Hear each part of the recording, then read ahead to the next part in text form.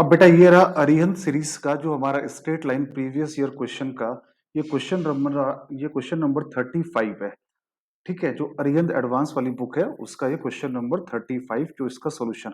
इस सवाल में क्या पूछा गया? ऑर्थो सेंटर पूछा गया। और आप कंटिन्यूअस देख रहे हैं कि बार बार ऑर्थो सेंटर, सरकम सेंटर, इन सब के ऊपर लगातार प्रॉब्लम पूछी गई है। तो ऑर्थो सेंटर क्या होता है? अभी मैं क्वेश्चन नंबर, शायद सिमिलर क्वेश्चन नंबर मैं आपको कुछ देर पहले पढ़ा के आया हूँ कि यहाँ पर ऑर्थो सेंटर क्वेश्चन नंबर 31 अभी हम लोगों ने सॉल्व किया था पीछे।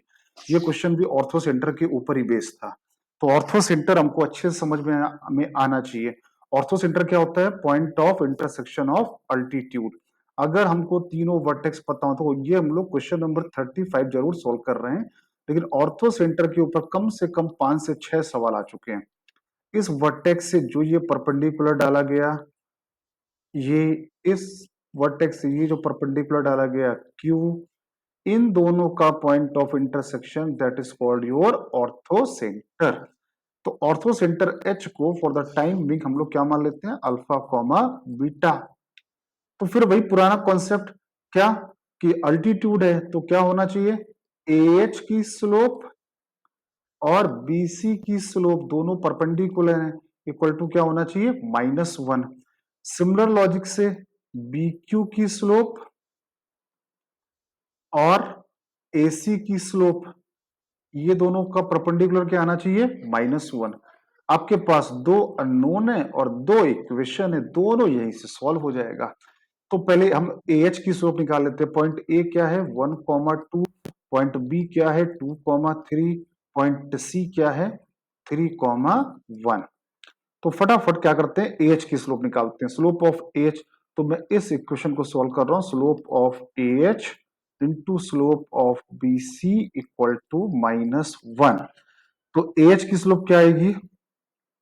ए एच की स्लोप आएगी बेटा बीटा -2। दो पॉइंट पता हो तो स्लोप कैसे निकालते हैं? y2 minus y1 upon x2 minus x1। BC की slope 3 minus 1 2, 2 minus 3 -1 equal to -1 आ गया। तो 2 बीटा माइनस 2 दूनी 4 बराबर अल्फा -1, या 2 बीटा बराबर अल्फा +3। ये आपकी आ गई पहली इक्वेशन। अब हम लोग क्या करते हैं? बी एच की स्लोप निकाल लेते हैं। Slope of B H into slope of A C equal to -1। B H की स्लोप क्या आएगी? Beta -3 alpha -2। और ए सी की स्लोप क्या आएगी? 2 -1 1 -3 -1 आ गया। तो ये आ गया बीटा -3 +2 अल्फा -4। अब ये आ गया बीटा बराबर 2 अल्फा -1। ये आ गई सेकेंड इक्वेशन। इन दोनों इक्वेशन को सॉल्व कर लो। बीटा की वैल्यू यहाँ पे डाल दो, कितना आएगा? 2 बीटा। बीटा की value 2 alpha -1 equal to alpha +3। तो 4 अल्फा -2 बराबर alpha +3।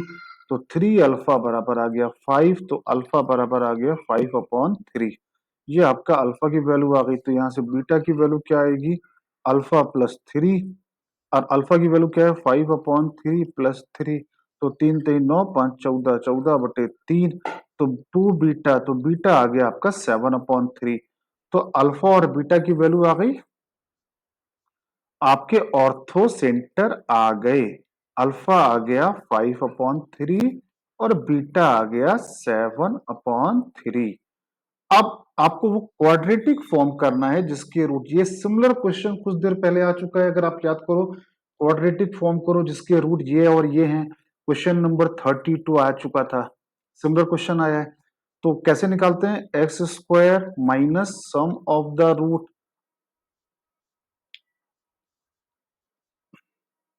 Into x plus product of the root